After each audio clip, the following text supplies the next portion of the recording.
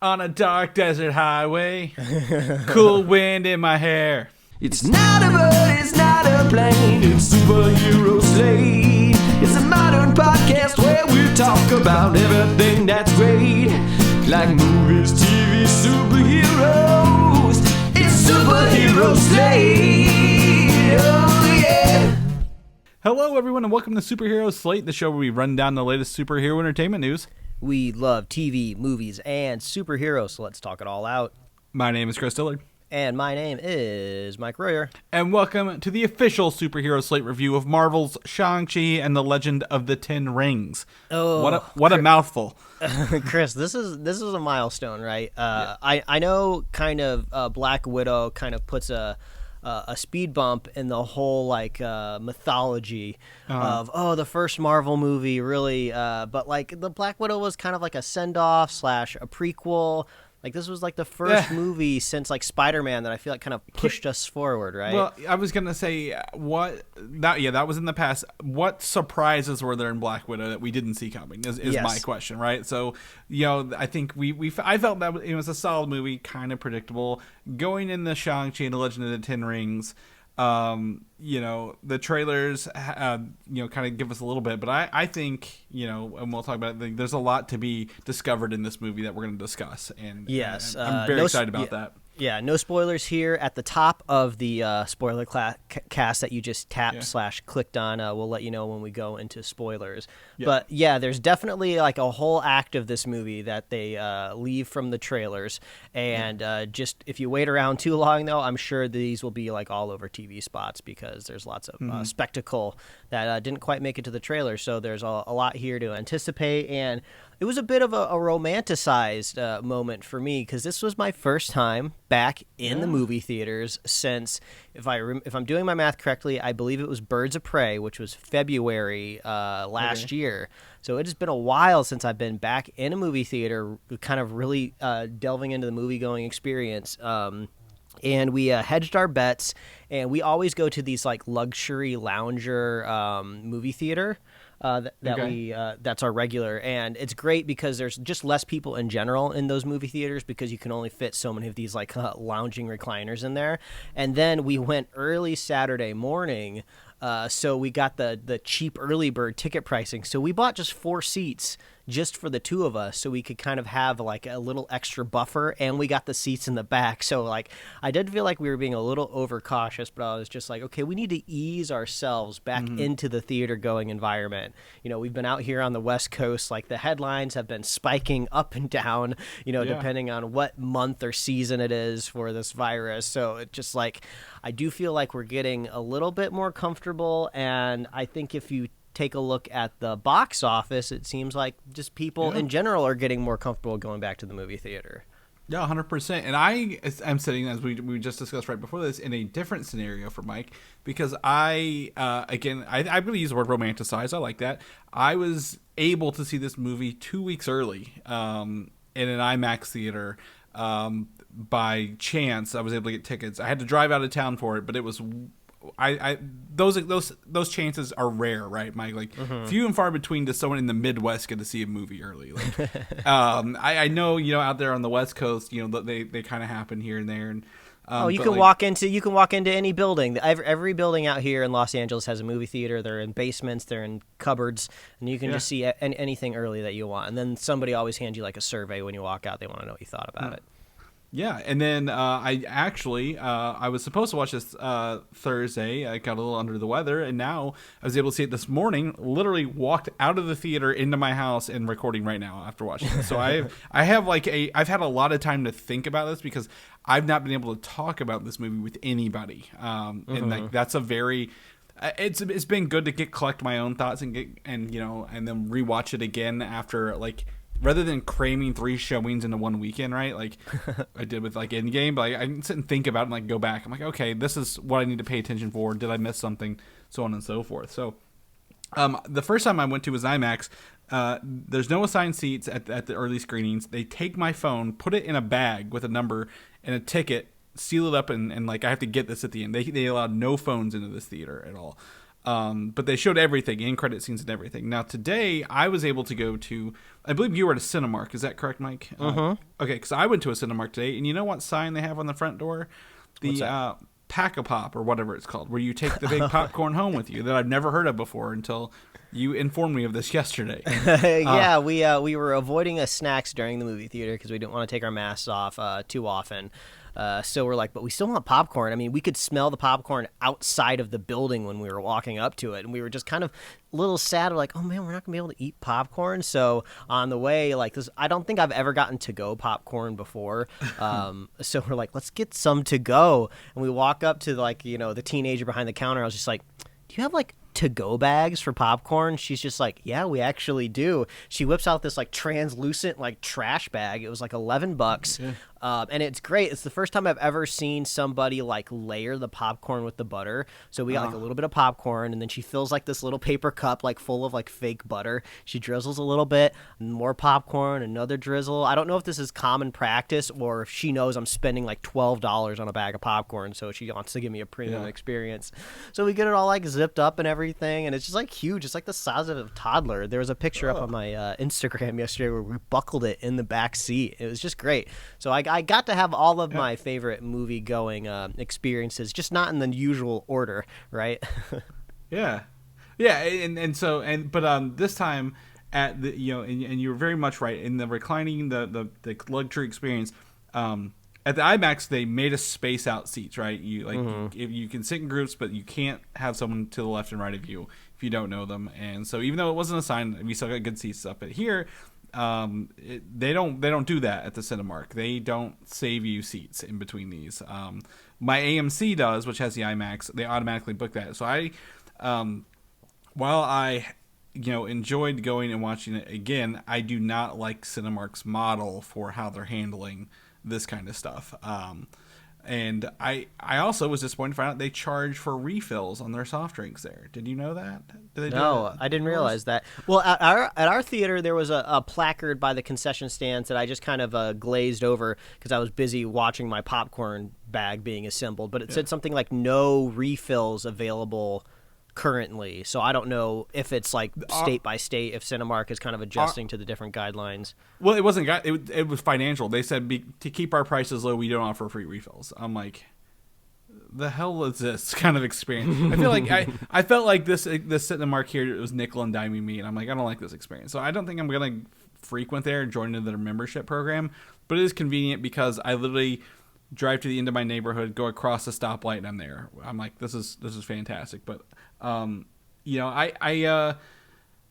know. The theater going experience, I miss buying food and drinks and stuff there, but like at the same time, I'm like, I'll just do it later. I can build my own theater at home, kind of thing. I kind of want to get into this. I mean, rather than just I don't have like any fascinating stories other than the fact they bagged my phone up at the first one, but I mean, Mike, I've been sitting on this for 2 weeks.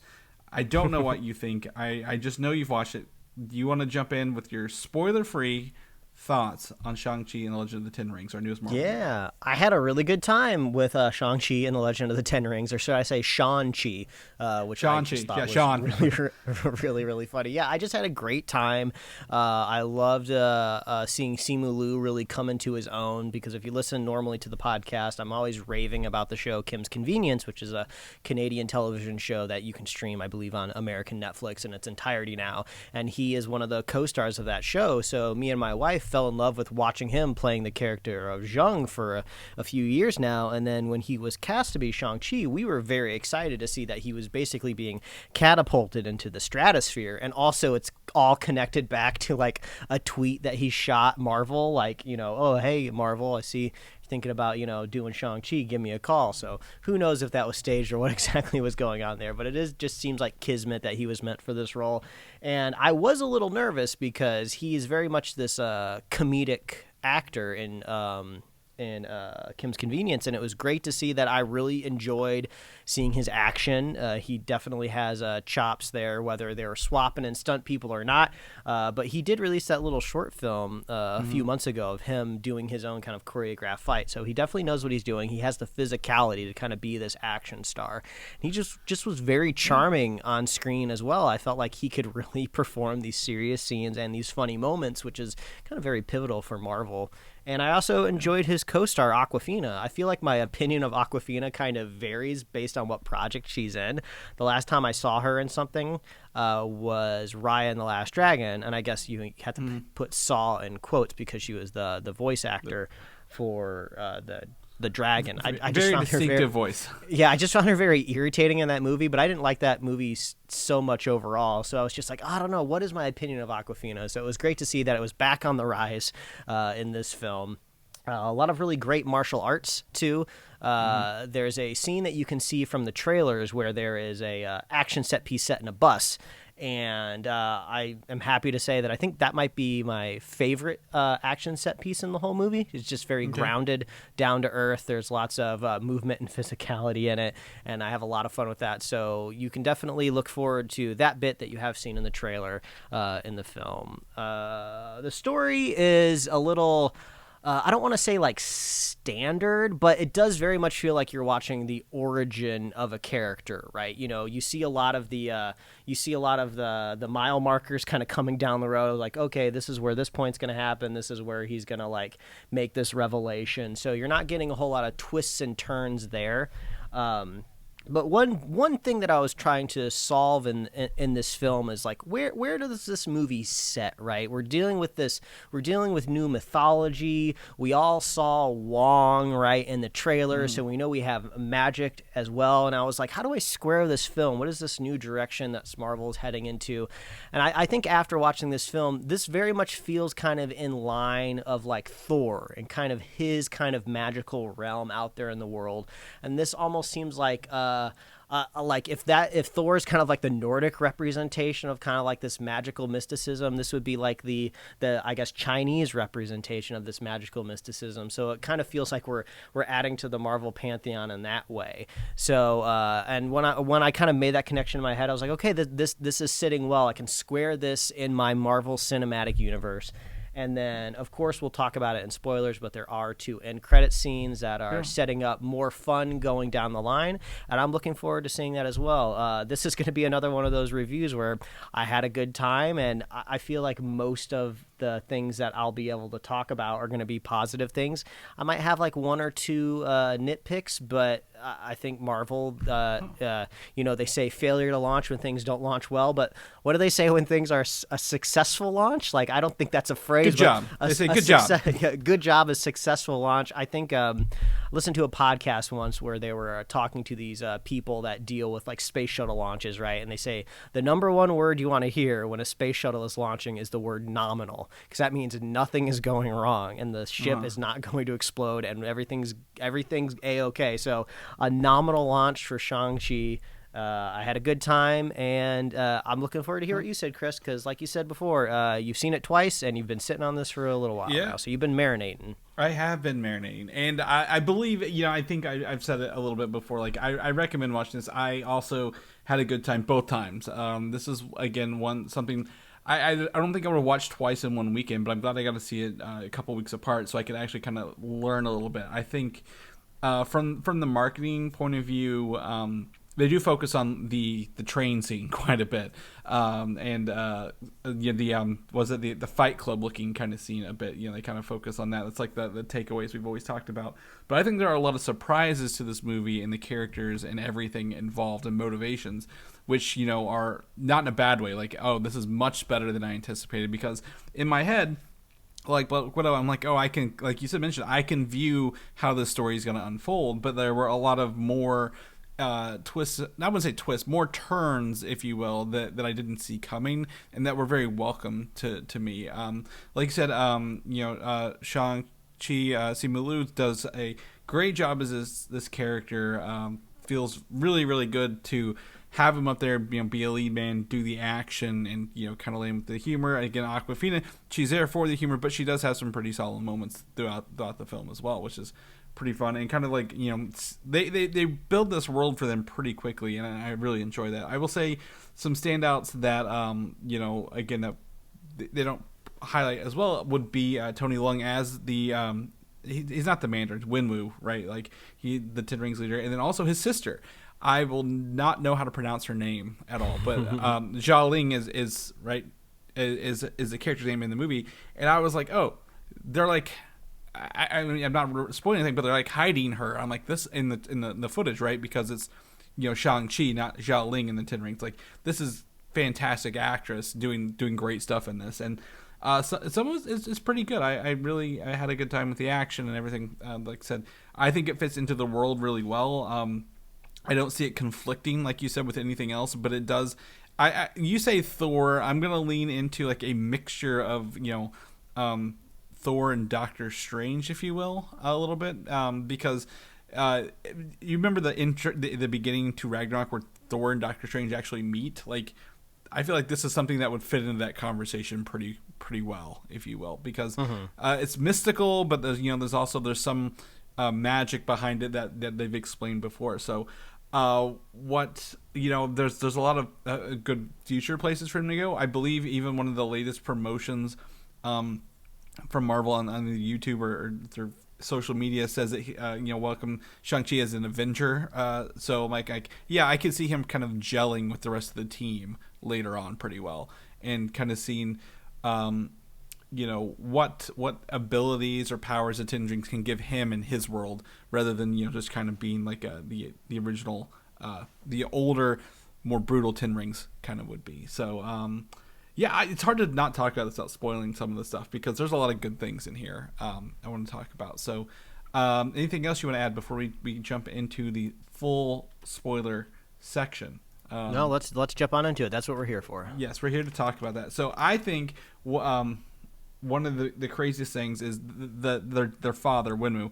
They actually humanized him way more than I thought they would for this movie, if I'm going to be completely honest. We get to see him playing Dance Dance Revolution with like his 2 kids and his wife. Like, and I didn't see that coming at all, making him like a human character who's like his whole motivation isn't power, and like it was power and money, but they kind of like, no, he met someone, like, I wouldn't say tamed him, but like, brought him down, and then the loss of that love is the motivation for his role in the movie, not just, oh, I want to be the number one ruler of the world kind of thing. Does that make sense? Like, yeah, that makes sense. That felt really good to have that, rather than just like, I want to be the ruler of the world and someone has to stop me kind of thing. Yeah, and this movie really does focus around him, because the opening of the film is all about his origin story, and I felt like they handled that really, really well. Instead of really diving into the minutia of where exactly these rings came from, it's basically like a story that Shang-Chi's mother is telling him, like, oh, we don't know. Some say he got these from a tomb. Some say he pulled them out of a meteor. We don't really know, but that's not the point. The point is that this man got these rings and was all powerful for 1,000 years. And I thought that was a clever way to just kind of push the story forward, because if you know me and you hear me when I talk about Star Wars and I boil down that whole franchise to the lightsaber, I think one of my favorite things about this movie is the 10 rings. I think they're just really creative. They're really interesting.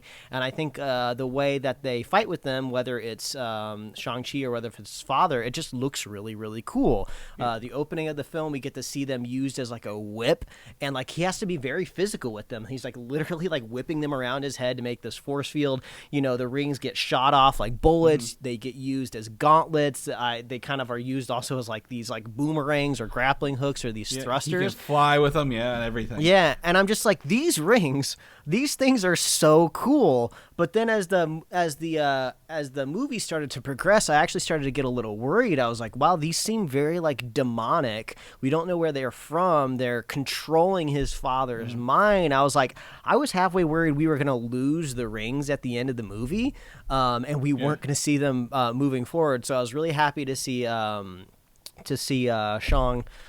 get the rings. They seem to have changed their persona once they are on him, And I'm really looking forward to him like fighting alongside of other Avengers and other heroes with these rings, because that's one thing that we did know about the comic book character before the movie was even announced, is he's just an expert at martial arts. He didn't necessarily have any intrinsic superpowers, so I guess this is the way to bring the character into the MCU kind of on an even playing field with some of these other characters. Now, somebody out there who's a big Shang-Chi fan might be yelling at me. I don't know what the modern interpretations of the characters have been now. There could be a current comic run where like, oh yeah, he's had these rings like for a while now. Where do you think they got him in the movie?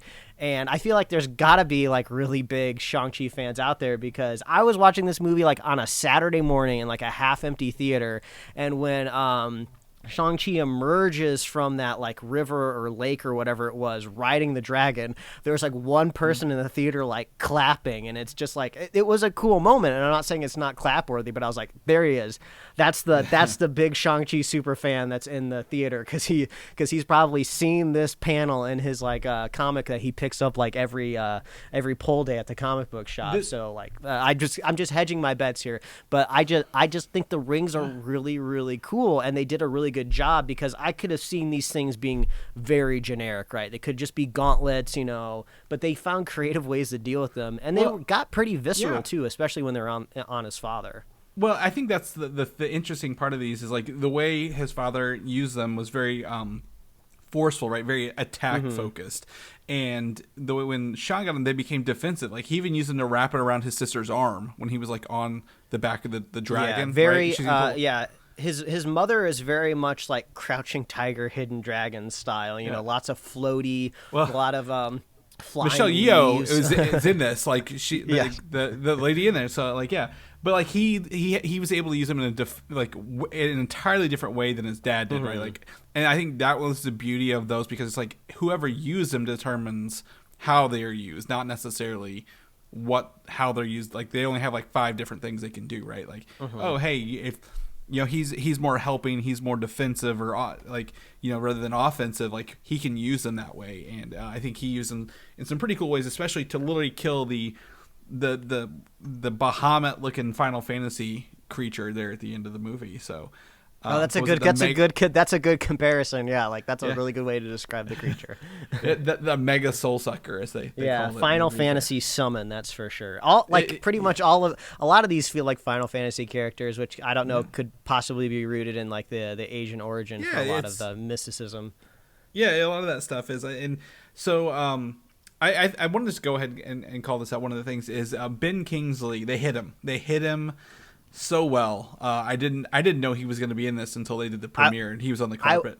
I wasn't expecting it, and even as like a really big Marvel fan, I didn't even necessarily need them to address like the Mandarin and the Ten Rings, like from the point of view of the way like we've analyzed this movie and this franchise, like we get it. By Iron Man 3, you didn't really know exactly the movies that you're going to be making down the line. No one really had a super hardcore plan. So I can't remember the director of Iron Man 3 off the top of my head. Well, it's his guy who did Predator, Shane Black, but also at the same time, you gotta think Iron Man 3 and Thor: The Dark World were still the Marvel made by committee movies, with like the guy in charge of Marvel Comics calling those shots, which makes no sense, because literally the next movie when he wasn't in control was The Winter Soldier, and I'm like, this is much better. Yeah, but, I mean, honestly, I was just okay with the little explanation we got at the dinner table, right? Of just like, there was this terrorist that needed to borrow a boogeyman, so he borrowed my namesake, and I was like, all right, I'm good with that. That's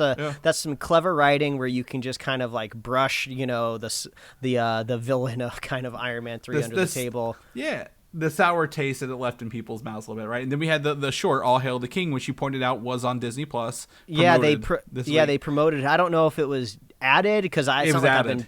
I don't know if I was hunting down the shorts, over the last year or so. But it was added and it was promoted. So I was like, okay, well, this is interesting. And after I sent it to you, I was like, let's see what Chris's reaction is when I sent that to him. But you were very cloak and dagger. So so that was knew. Good. As soon as you said, I'm like, cool, wow. And then when they're hunting him down, like in the tunnels, and you hear this voice, I'm like, what is this like character that I'm hearing off into the distance? Like, what is this? This will be interesting. And the way like they're staging the camera and everything, I was like, oh, this is going to be a reveal of some sort. So the Rolodex in my head is like going through the MCU, like, oh, who could be in this basement right now? And I was just not expecting Ben Kingsley, which is funny because it was the most obvious, right? Trevor Slattery himself. When I was in the first screening in IMAX, people like kind of gasped and laughed at it. They like that was like the big reveal that everyone kind of loved. Like that one got a reaction out of everybody. And then his little buddy Morris, who's like more. Okay, so this will pig. This will go into, I guess, my first pet peeve of the movie. Now, I must say, pet peeve, this isn't like an end-all, be-all, right? But I hated the way that thing sounded, right? It just was like the most generic, like, sound design for, like, cute little creature. Like, oh, we got this thing with, like, no face and kind of looks like a pig with wings and he's fuzzy. Like, what should it sound like? Oh, let's just make it sound like this weird, like, squeaky, like, little dog thing. And I don't know. It just, like, rubbed me the wrong way. So I'm sure there's lots of people out there to, like, Mike, what are you doing? This is like stupid. It's just this little animal. This was Creature Watch on High Alert, Mike. Especially there me. So many creatures for you. Okay, but I do have to say, like, Creature Watch is like, I have to put a big asterisk around this movie because these are like, if I'm comparing this film in my head with kind of Asgardian, kind of mythical level, like these creatures aren't like terrestrial based, right? Like I'm really specifically looking for weird creatures that exist on our plane of Earth. So I guess technically this thing was in our realm. He was lost away from home or whatever, but I kind of hated this little thing because I was like, there was just this side of me that can't not think that this thing is purely in the movie to like sell plushes, right? And then it was kind of, I didn't really like the overall plot device of the creature of like, oh, this is our upper hand of getting to our mother's homeland, you know, before our dad gets there. I guess we're just lucky, and it's a coincidence that this thing can magically talk to Ben Kingsley. So you know, I guess it moves the plot along, it gets us to the action. But I did think that whole execution was a little sloppy, but you know, like I said, it kind of measures up to the level of pet peeve because, you know, I'm having a good time overall, so I can kind of look over some of these things. I did look it up, and it does fit into the mythology and, like, lore of Chinese culture. So I think, I'm not probably saying on us, definitely, but, like, it's like this is our first time with them, Yeah, I'm not saying the creature itself isn't, like, pulled accurately from, like, a scroll somewhere or, like, some tapestry, but I just hated the way it sounded, and I hated, like, that this thing that was telepathically communicating was like the linchpin of them, you know, getting to their location. But you know, I guess cute creatures are gonna cute, right? So that kicks off what you're talking about, the hidden Act 3, right? I think we can go through Act 1 is he ran away from his father's training, right? Great. The bus scene is really cool though, and I do want to talk about it because you do get a lot of the kind of general idea of what's happening in the trailers, right? Awkwafina is kind of like trying to stop this unstoppable, like kind of battering ram bus. You know, Simu Liu is on the bus fighting people. But there was the guy on the bus was from Spider-Man Homecoming, by the way. The guy filming, he's the guy who said Spider-Man do a backflip. It's the same. Okay. So like that was a really cool. I thought he looked familiar, but I just assumed he was like a character actor that I had just seen in other stuff, and I guess that was the truth. I had seen him in other stuff. But anyway, sorry to catch up. So that was great, and there's this great little moment because I really love the martial arts on the bus because there's lots of like creative problem solving and dodging from Simu Liu, where there's this really cool moment where he kind of like grabs one of the railings and he like slides behind it and he brushes up against the side of the bus to like get around onto like to drive the bus for a minute. And there's just a lot of really cool choreography there. He goes outside of the bus, he goes inside of the bus, like he has to ask his like friend to open up the door to get back in, and then like the whole bus being like turned right at the last second to like rip it apart. It was just great. I love the execution of that scene. I think it's great. I think one of my favorites ones is like where he notices the bus is falling apart, so he has to like. Essentially, it's like a hallway fight. It's all outside the bus, showing the fight through the whole line. It all comes back to a hallway fight, right? So it's outside. Is one shot of him fighting through everyone, throwing them out the windows to get down to Razor Fist, so he can get everyone to the front of the bus for the turn. I do think it's one of the best ones. I think it's. The hardest part was when he got in the bus and I knew about it. I saw the big guy in the back, Like when they're like him and what Aquafina talking on the bus. I see that big guy in the back. I'm like, oh no. Like there was no like surprise to the scene happening to me because I saw the big guy in the back, right, Razor Fist. So I don't know. Were you surprised when you saw them on a bus? Or were you like, oh, this is where it starts? Well, I mean, I knew it was going to happen. Yeah. I mean, I think that's okay. Yeah. But also, I just really like the relationship between Shang-Chi and Katie. I don't remember what her Chinese name was off the top of my head, but they did continue to refer to her as Katie even after she announced her Chinese name. So I'm just assuming that's how we refer to the character. So I just really like their relationship because at best, like it rises to the level of like, you know, like maybe will they, won't they? But they just really kind of pull that plot out of the film. Right. And I think it was for the best because, you know, if this movie was made like 10 years ago, it definitely would have been a romantic subplot. They would have gotten together at the end of it and they would have had a kiss, but it just felt like they were just really close friends. Yeah. And it was very, very believable. And I could see them really go either way, right? Like if they wanted to put the two of them together, like in the next film or in another character's film or something like that, I'd be okay with it. But if they just wanted to continue being friends, I think that's okay too. You know, who knows, like, we don't even know if these characters, like what, you know, if they're bi, if they're straight or what they want to do.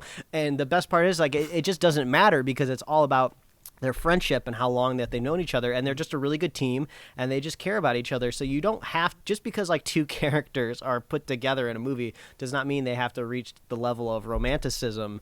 And it's just really funny. It was a modern kind of movie too. Like, I mean, I mentioned like, oh, at the end of it they mentioned, hey, I'll Venmo you for this later, as he's like leaving with Wong at the end of the movie, right? I'm like, this is a very modern movie. This is how people would act. Like, not everything is a romantic opportunity, and like, you know, it just felt very modern. I was like, oh, this is nice. This is a nice touch to this movie to kind of push it forward rather than being stuck in those. But past the bus fight scene, we go into an even bigger fight scene at the underground fighting dojo, which I saw a Black Widow and an extremist guy fighting each other. You saw those, right? A little Easter egg. Mm-hmm.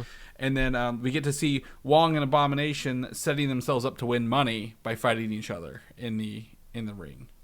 Which was a really cool little it was scene for those guys. Yeah, it was a cool addition, but I almost kind of wish it wasn't in the trailer. Right. Because when you see it in a trailer, you know, we weren't necessarily one of the people that like overanalyzed that scene too much. I don't think any of us expected really Wong to be in the movie or Abomination to be a villain at all. Yeah. But like, you do kind of expect maybe a little bit more out of that scene, and there's really not much else to it, right? Like, the fight is like barely longer than what we see in the trailer, right? There's like maybe 2 or 3 more punches. It's double the length of what's in the trailer. It's really and then it's done, and then we get this little tag later on where I guess Wong is taking him out of his jail cell to like exercise him or rehabilitate him, or I'm just not really sure what we're supposed to take away from that moment. They're just setting up fights to win money. Now he I don't know. Again, we will find out later in She-Hulk what Abomination's status is, because he may be in a jail cell that he may be living. They may have freed him after the blip. Like, I don't know who is watching the raft when half the people are you know snapped, whatever. I don't know, because he's obviously evolved, right? He's now got his like little fish ears. He looks more like the Abomination from there. But he had a much more humanoid face, because we do get, like, since we're not going off of just like a quick screenshot from a trailer anymore, we do get to see his face full on in the screen. And I guess I don't have a super memorable. No, I do remember what the actor looked like who played Abomination. Yeah, so I don't know if his face was really on the character or not. But it was definitely more humanoid. They used him and his voice, or sounds, the sounds he made rather than his voice, because he had really no talking lines. Gotcha. The producer did say they brought him in for that, because I think they were using. They were pre-doing stuff, I believe, for She-Hulk with him, maybe. Okay. Either way, well, it's not that fight scene. I think that's a fun little Easter egg, right? But that's not. That just brings the universe together, makes it connected. But like, it's the one on the outside of the building, right? Like, this is where we get to see Shang and Zhao Ling kind of come together and fight all the people who are like trying to take them down. And this didn't introduce us to, but this gave us one of, I believe, the worst characters in this movie, Mike. One of my biggest complaints is another nameless faceless villain who looks cool as shit, who could probably do a lot of cool stuff and they kill him off without really doing anything with him. Yes, I really wanted to talk about this on the podcast, especially since you've seen it twice. So now you can kind of determine whether this was a fake out or not. But like when you have a character in a movie who is the coolest looking dressed in a costume, right? And there's really nothing else around there that looks like them, right? Because like if you think of like Taskmaster and Black Widow, right? There are some other like armored goons that have like similar kind of art direction for their armor and everything, but they're all like blacked out, much like all of these other 10 Rings commandos. But like this is a specific masked character, very colorful, got cool weapons, is kind of like the elite fighting status, right? We see them in a flashback like fighting and training with Simu, and then we see them going toe-to-toe in this thing, and then there's this very specific moment that I keyed in on just before like the dad runs in and like whips his ring, right? Yeah. Where the character is down on the ground and we get to see the life like in their eyes connecting with Simu, like as he has like the knife to them.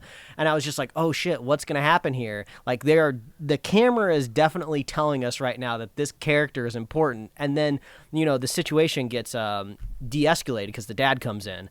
But then like we never get anything else more from that character. Nope. Their soul is just sucked on later in the third act and they're just like dead. So I was like, well, what was the whole point of building up this character? It just would have been better if it was just like somebody like, you know, a normal default black, you know, Matt Goon, right? Well, on second watching, it's that, you know, there's this idea in the story of Shang-Chi is both a mixture of light and dark people, right? Like he and the darkness is coming. He tries to hide the darkness, and his darkness was coming. He was going to kill Death Dealer right there. Like that's what it was, to show that he is in fact a murderer, even though we've not seen him murder anybody directly throughout the movie. Was what that feeling is. But like this character, Death Dealer, who looks really cool, very visually stands out, right? Like I think even more than the Razor Fist guy. He's even an actual character at Avengers Campus in California. Okay. Oh, really? Yeah, he's like actually one of the people who fights the Shang-Chi person there. And then they just do nothing with him, like the whole movie. I'm like, this. Yeah, that seems weird. It almost seems like the art direction, the art design happened in like the first version of the script, and then they decided just to take the character out of it. Like, well, we got something really cool and very marketable here.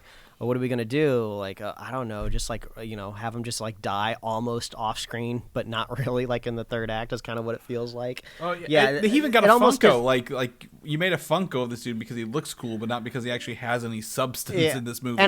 And I felt like I was having deja vu with Black Widow because I was just like, oh, the mom is behind that mask. Like the dad like brainwashed the mom or something and made her like a killer and put her behind this mask. And I was having like all of these like parallels to Black Widow in my head of like this character trying to like, you know, square away their past, and then it just ends up being nothing. So yeah, this almost just kind of feels like a technical miscalculation, right? Where they thought nobody would notice, but no, we noticed. Yeah. And I really feel like there was supposed to be more from this character. Yeah. You know, and I do get it on some level, right? Like you need different levels of baddies within your movie, so like the character can like progress and the stakes get higher and higher, right? But like you kind of already have Razor Fist kind of filling that role, but even Razor Fist never really comes back around to being like a big insurmountable character.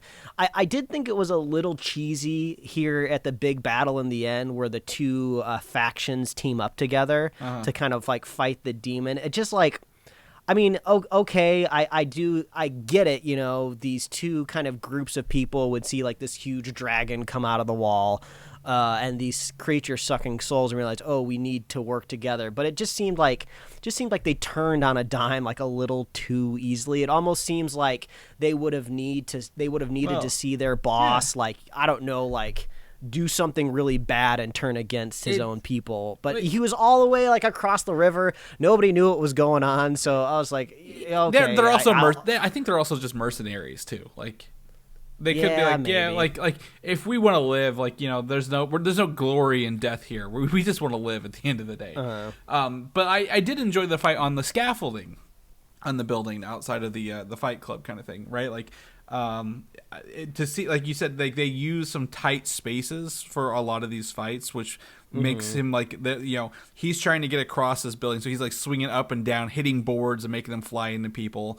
Like, and then Jolene comes in and she's got the I don't know what it's called, but it's the whip, right? Like with the blade on the end that she uses everywhere. Like, Yeah, I always think of I always think of Shanghai Noon when Jackie Chan ties a horseshoe onto a rope, because I think that's the first time I've seen that type of martial arts. So yeah, that was that to the next level. Was it Kill Bill?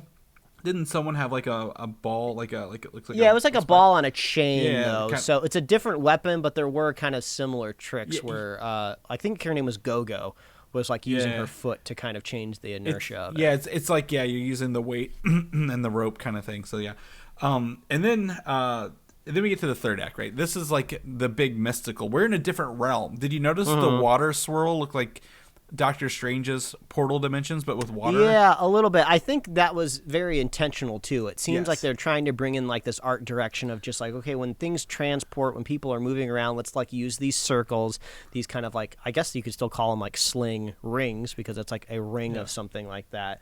That felt very intentional. And also the word realms, like, right? Like when you're making like a Thor movie, like the first Thor movie in a universe, in an MCU, in a franchise that you don't even know is going to continue, right? You know, you just throw out the word realm, right? Because like, oh, it was probably in the comics. It makes sense. Like, you know, it's just how we're going to describe this is. It's a realm.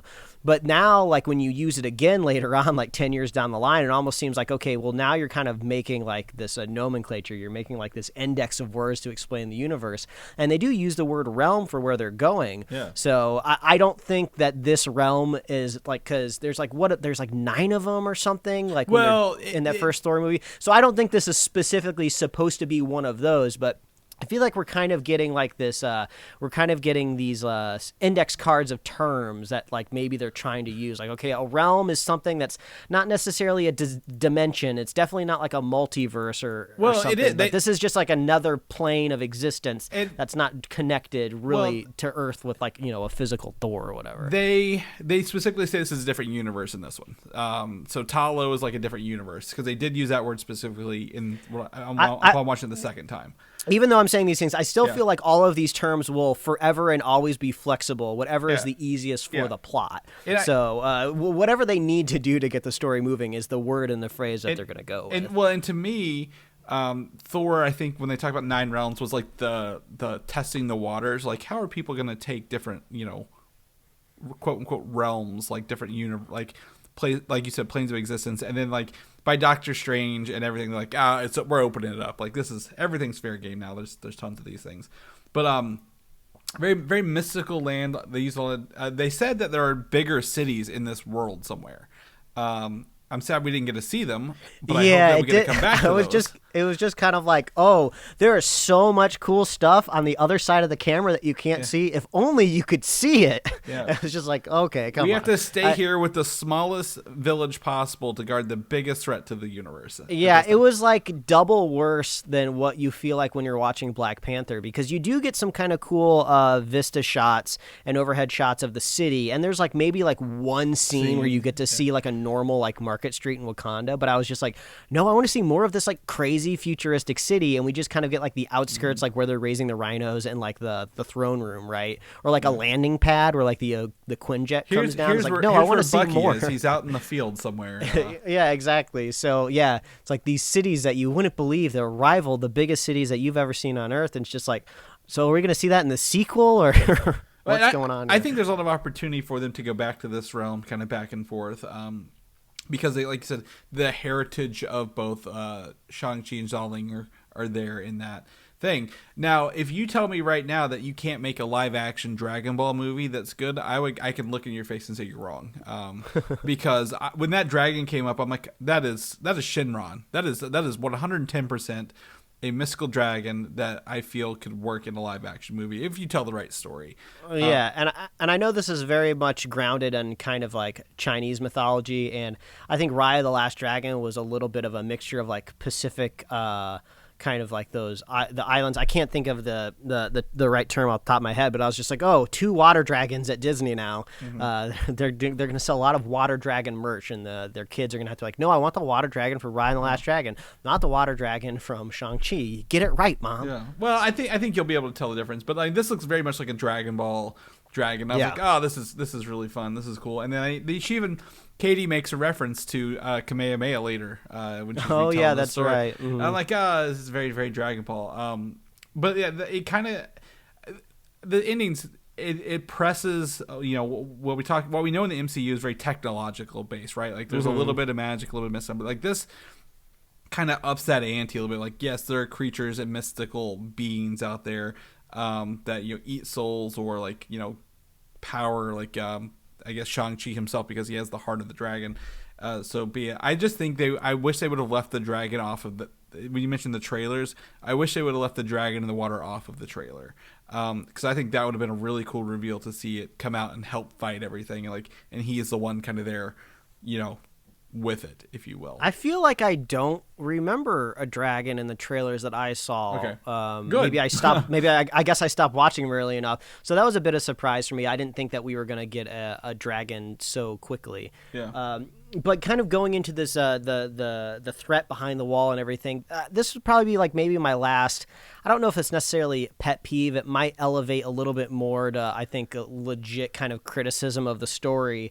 Of the rings around the father's arms are starting to control him, right? They're speaking out to him. Not the rings. It wasn't the rings. I no, I'm pretty sure it was the rings because she was like, how long has he been wearing these rings? Oh, he hasn't taken them off since she died. And she's like, oh, they're reaching out to him because they know the rings can take down the wall. So the being knows the rings can take down the wall. The rings are not controlling him. They're just reaching out to whoever has the rings and is corruptible to power.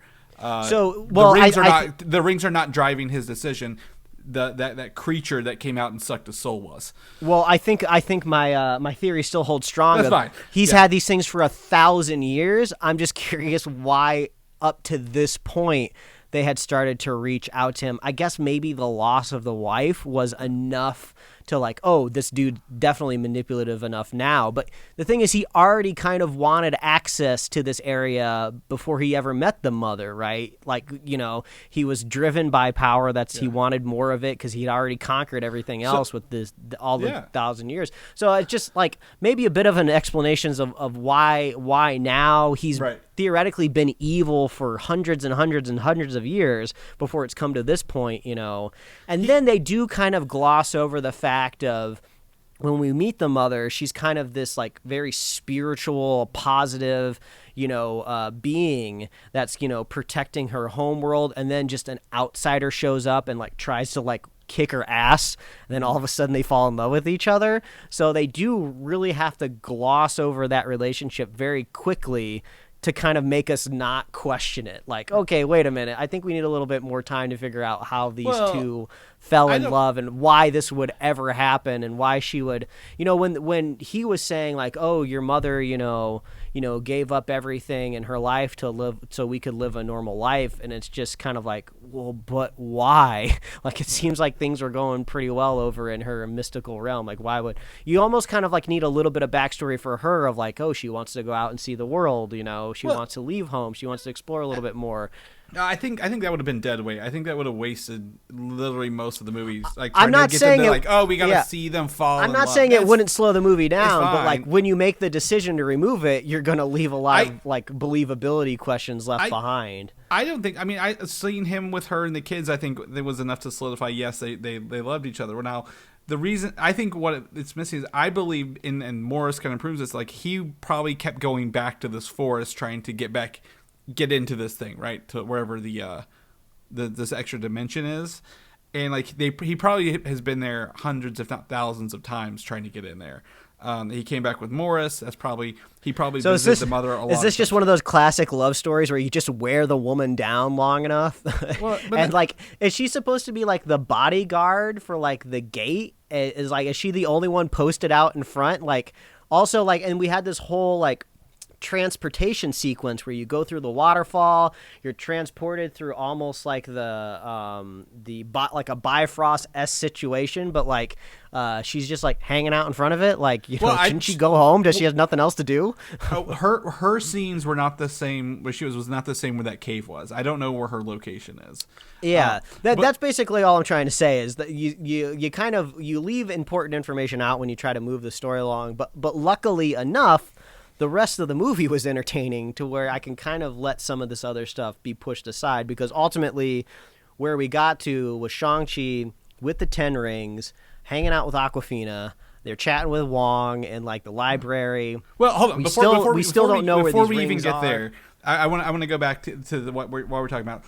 My second complaint I will give this is the whole reason he is going into this forest is because there's a martial arts style that was used by the gods, right? That's why he went, and that's what the mother, I forget her name, was fighting him with.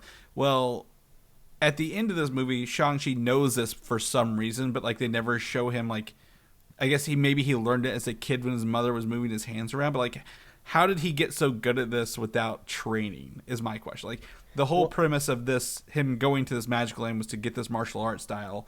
And that is dropped almost like instantaneously, but like that's also the crux of what beats him at the end. One thing I was expecting almost a symbolic transfer of power, not just with the rings, because the rings are their own thing, right? We learn this at the end of the movie that these rings, we don't know what the hell they are. We don't know where they're from. They might not even be attached to this mystical realm in which Shang-Chi ends up going to. But we do hear a lot about how the mother left her power behind. She left it with the dragon when she came to live, you know, with the Earthlings. I guess if you call them Earthlings, I don't know what you call it, because she's not like an alien, but she's not from Earth, right? And she left it there. So I was almost expecting when Shang-Chi was underwater and, you know, he was kind of saved with those Sonic the Hedgehog air bubbles, right? You know, yeah, yeah, exactly. I was expecting like the dragon to like almost impart his heart onto Shang-Chi, and that would kind of be the transference of power.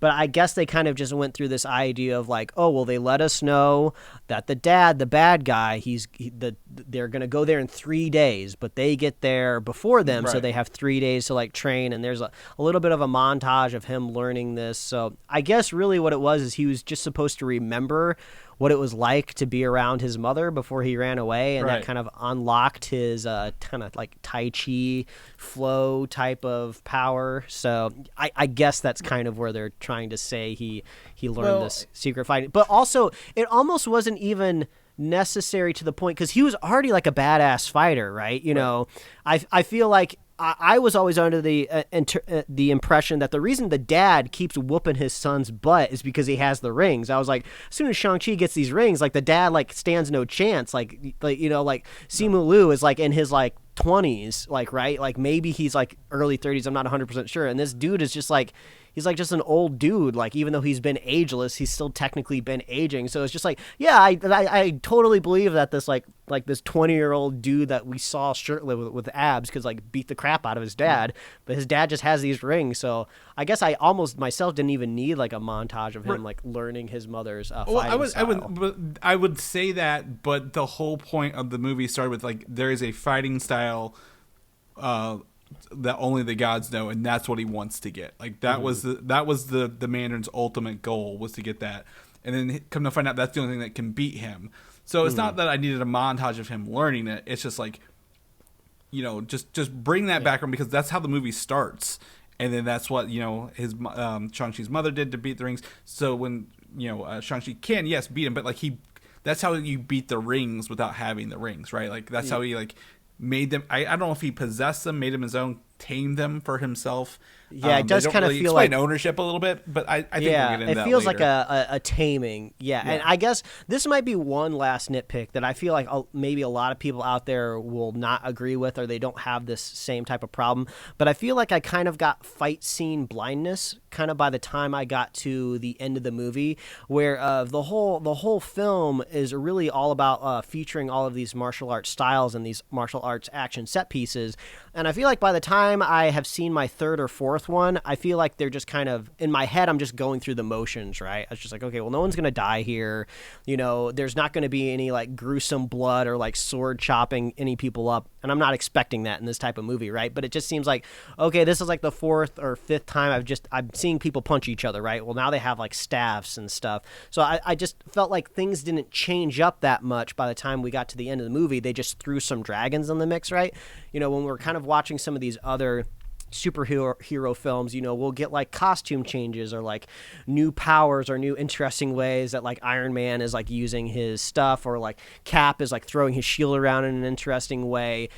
So this just kind of reinforces why I was always happy to see the rings, because they just elevated the martial arts even more to like superhero echelon. Like, because when you're watching a martial arts film like The Raid or something like that, things are so much more visceral, right? Like, I truly believe that people are getting injured and they're not going to recover from this, and this person just got punched in the throat and they're probably going to need reconstructive surgery in this universe, right? But kind of when you're in this PG-13 fantastical environment, like a punch is like almost meaningless, because like we see people get punched in this franchise all the time and it doesn't mean literally anything at all. I guess I got a little bit of like fisticuffs fatigue by the end of the film. So I'm just glad that the rings are here and they will persist, because they just make things more exciting. If you want to fix that, go back and watch Iron Fist. If you want to watch how martial arts was handled. I agree with movie. you. It was great. Screen Junkies did an honest trailer for Iron Fist to kind of, I guess, celebrate the next martial arts franchise from Marvel. And that's just like, man, I can't believe they went back and watched that. And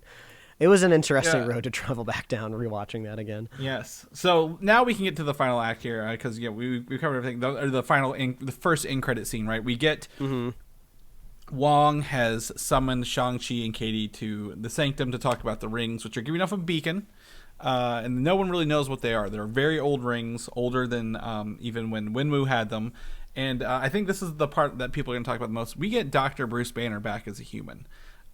And after we saw him last as a Hulk in Professor Hulk scenario, right, from Endgame. And he still has the cast from when he snapped his finger for the gauntlet. So I saw this the first time, and I've been holding on to this. If you look at his left arm, he's got a little bracelet over his arm with a green dot. In the comic books, he has this thing that like kind of can monitor like when he's the Hulk and like maybe like take the power away a little bit. Like, you know, I believe he has one of those, and he'll have one of those in the She-Hulk series as well. Oh, wow. I can't believe I didn't even realize this, because I'm just so used to kind of seeing the character transform. Yeah, he was kind of that nerd Hulk the last time we saw him, and he just persisted as that. And then, yeah, I never realized, I'm seeing him as Bruce Banner again. He must have come to some sort of to terms with his self and his identity. Maybe he had to turn back to himself to start the healing process, or maybe the cosmic it's the divergence in the Eternals or something. I don't know. Well, it could be again, human bodies are probably easier to heal on a cosmic scale than a Hulk body would be, right? Like, we have more medicine and knowledge to do that. So but he is wearing, again, from this app, and we get Brie Larson. She's growing her hair out, so obviously that some time has passed since Endgame, right? Because she had like the shorter, I wouldn't say mohawk level, but you know what I'm talking about, like the shorter. You know what? It's space too. I wouldn't be surprised if there are space salons that will just grow your hair out instantly too. Of course. But anyway, so I just want to throw this in. So in the comic books, the 10 rings were made by a race of people in the universe called the Makluans.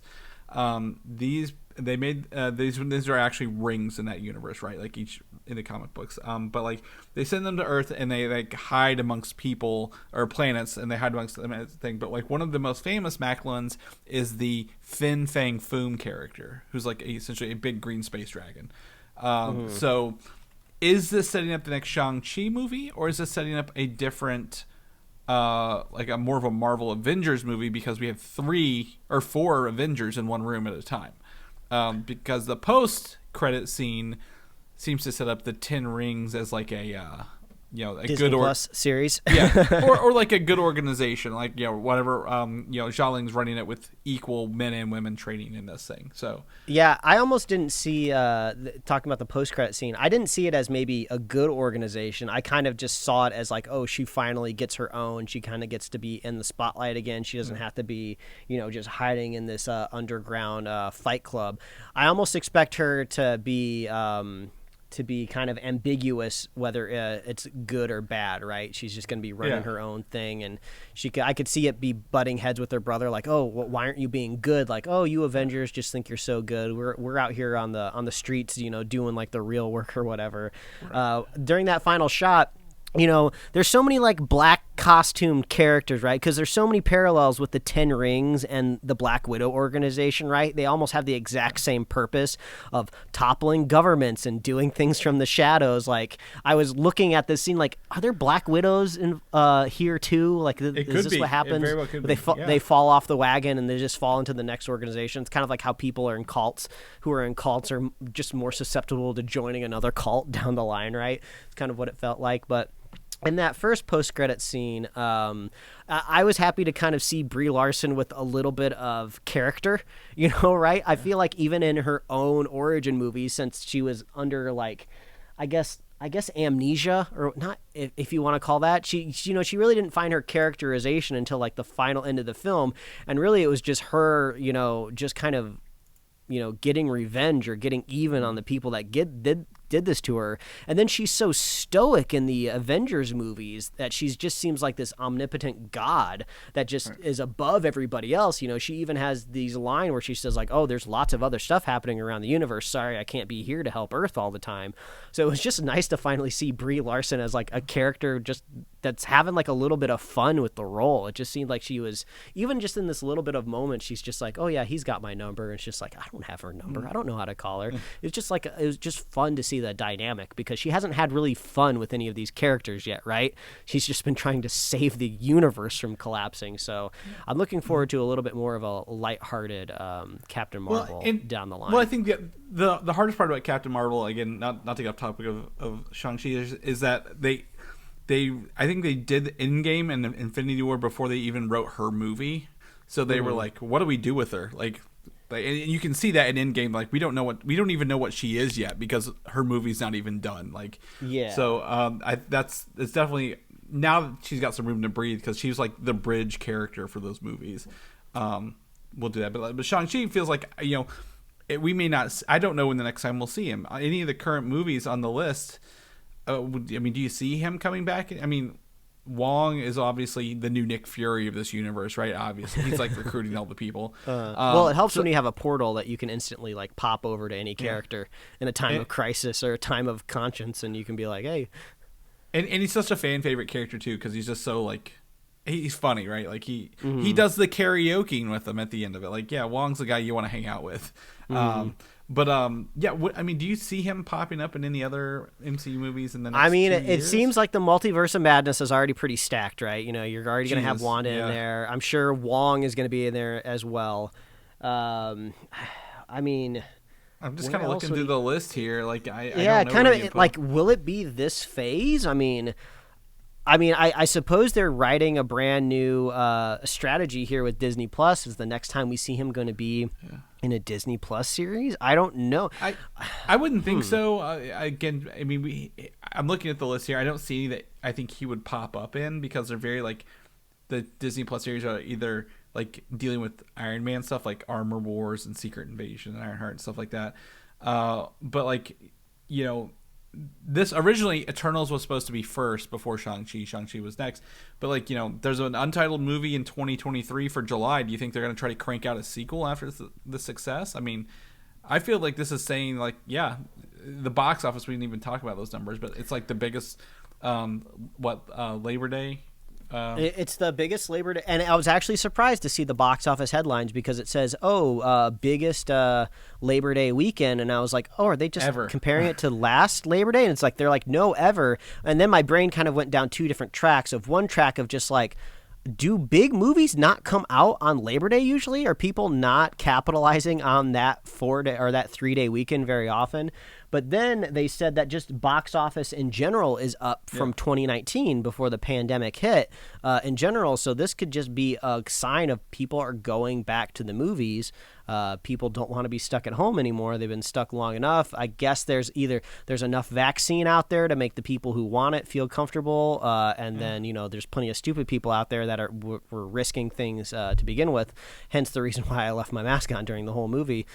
So it seems like that this could be a sign that day and date releases are pretty much done. I think early on in the pandemic, I said that we won't see a big definitive we won't see a big definitive change in like kind of like the strategy with movies until there's some sort of record broken that doesn't relate to the pandemic. And here we have a Labor Day record broken that has nowhere, that doesn't have the pandemic written on it anywhere. So I think everyone's going to be holding to their release dates now moving forward. I know Bond's not going to be moving, unless there's like a crazy variant that drops that like just totally blasts through vaccinations. In 2 months, a Deviant might drop instead.